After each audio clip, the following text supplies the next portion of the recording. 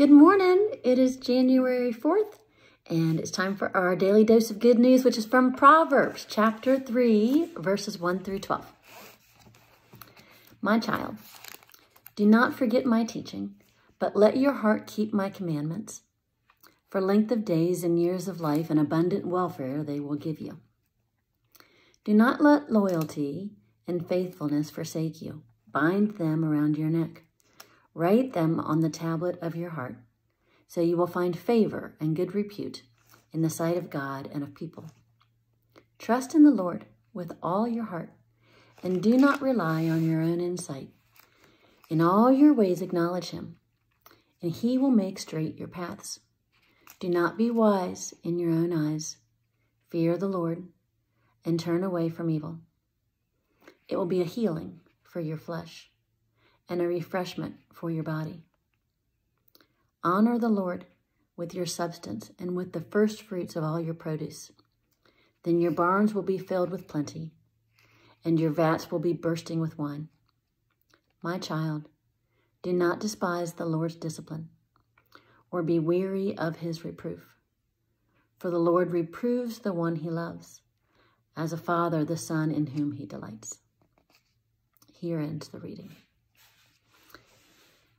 So, in Proverbs 3, chapter 3, verses 1 through 12, there's multiple points that are touched on, but I think an important component in this is the idea of wisdom and how we think of ourselves and what we use as guidance in our lives. And as we enter into this new year, a new page, I think, as I mentioned in my sermon briefly yesterday, I think it is really a time of lots of confusion for people and lots of heaviness as we try to figure things out and determine the right way to go and what to do and what this world looks like in front of us and what our place is in it.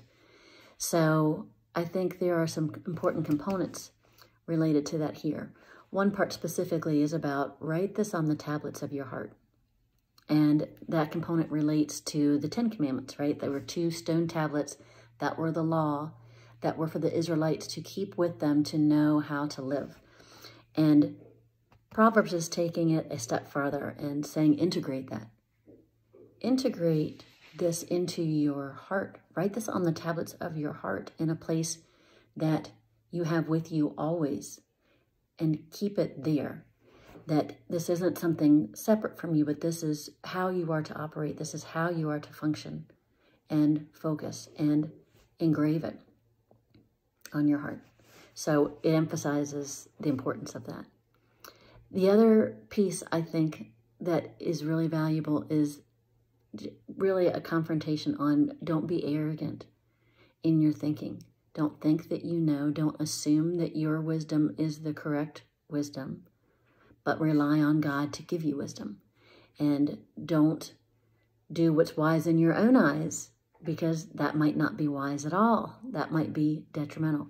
But if you rely on God's wisdom and wait for that wisdom, that light to show you the way, if you adhere to God's wisdom, that will be healing for your flesh and a refreshment for your body.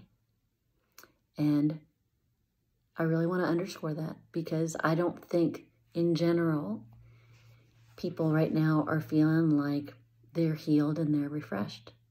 I think people are feeling worn out and frazzled and disoriented and fragmented.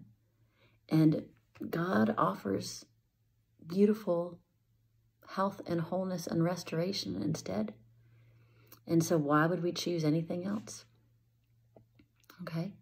So the idea of if we can rely on God, turn to God, focus on God for guidance in our lives, that is healing for us and that is refreshment for us. And I thought that would be a great way to start the new year. So enjoy the day, everyone, and enjoy your healing and refreshment as you center on God's wisdom in your life. Take care. Bye-bye.